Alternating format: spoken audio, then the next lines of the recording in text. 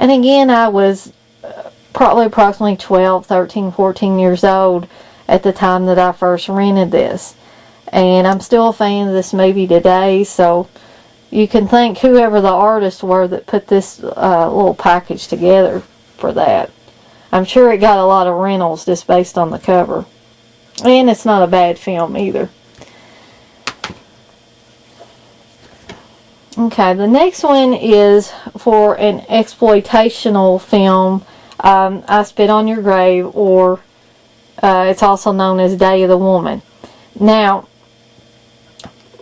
granted, I had known about this movie for a while. My parents had actually rented it and watched it when I was around 12 years old. And of course, granted, they didn't want me to see it. You know, they didn't think I was ready to see that. And I probably wasn't at that time. Because there is a lot of rape in this film.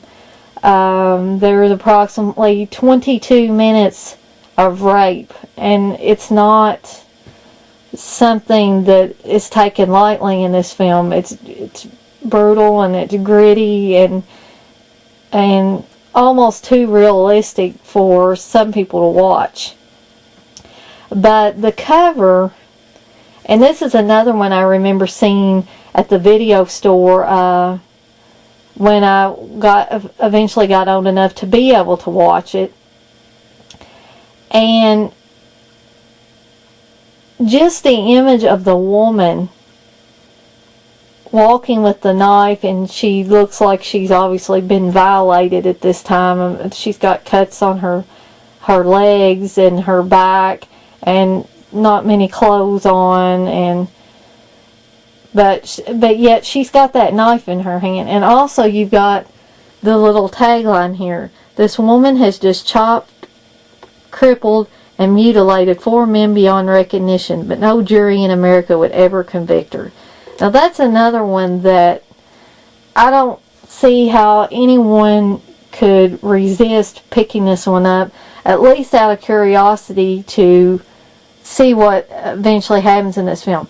And I'm not saying that I like to see a woman raped repeatedly on screen, because I don't. That's one of the hardest things about this movie to watch is watching that part. And technically, I could just as soon now that I've seen the movie fast forward that or skip the chapter selections until you actually get to the revenge part.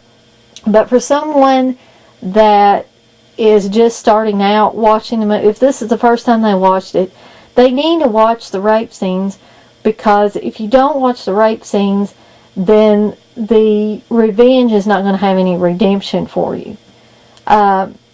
This woman was so brutally violated repeatedly that her revenge just ultimately makes sense because of that. And I don't think it would make sense if you didn't see what happened before. So that's I Spit on Your Grave. And the last one I'm going to talk about is Slumber Party Massacre, the ultimate driller killer thriller. And I had a little story to tell about this one too. I remember actually seeing this movie at a video store, at 2 separate video stores, and not getting to rent it either time, which was a big disappointment for me at the time.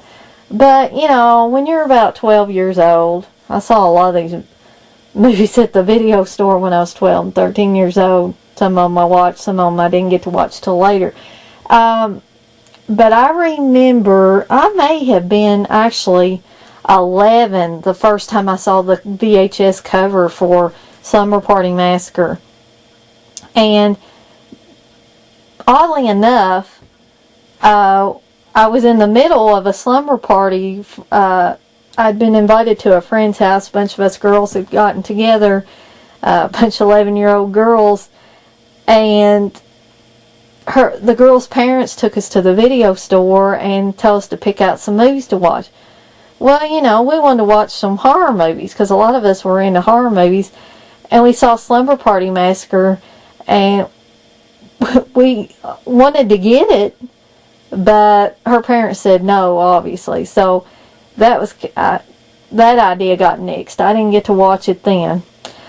So then a few years later, I was probably 13 then. My cousin and I went into a grocery store where they had videos. And I saw this movie again. I was like, oh man, we got to get this movie. And she looked at it and she was like, no, I'm not watching that.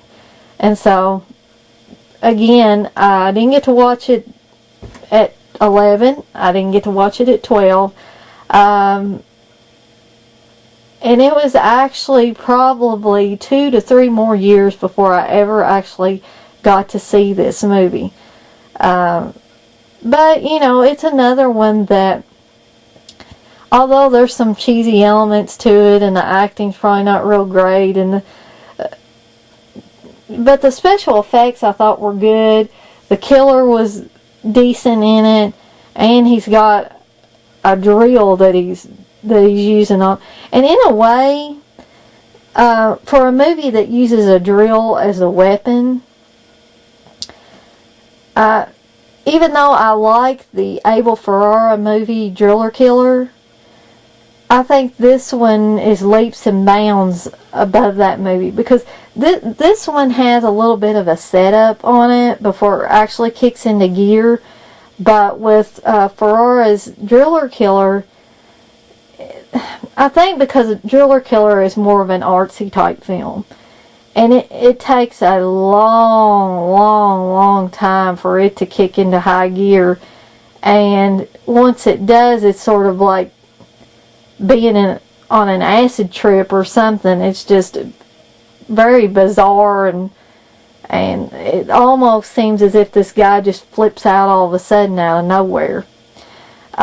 With this one is your Slumber Party Massacre is your typical slasher film. You've got your setup where nobody's listening to the reports that this guy has escaped, and you know, and then slowly people start getting killed off until there's like just a core group of 2 or 3 girls, and they have to fight this guy. And I just think, as far as a slasher film, and it's Abel Ferrara probably wasn't trying to make a slasher film when he made Driller Killer. He's probably basically trying to make an art film. If you want to watch a slasher film that Abel Ferrara has done, try Miss 45, which is a lot better film than Driller Killer. But if you want a fun little slasher film just to waste, like I said, an hour and 25 minutes, hour and 30 minutes, then Slumber Party Massacre would be more your style. But again, Slumber Party Massacre is one that has an awesome cover to it. Probably more awesome for guys than it would be girls, but it still works for anybody, basically, I think, that's into slasher films. So that's all I've got. I might do a part 2 of this some other time, because I'm sure there's some that I've left out. I probably need to go back through my collection again and see what I've got. But I hope to be back soon with another type of video. So thanks for watching, guys.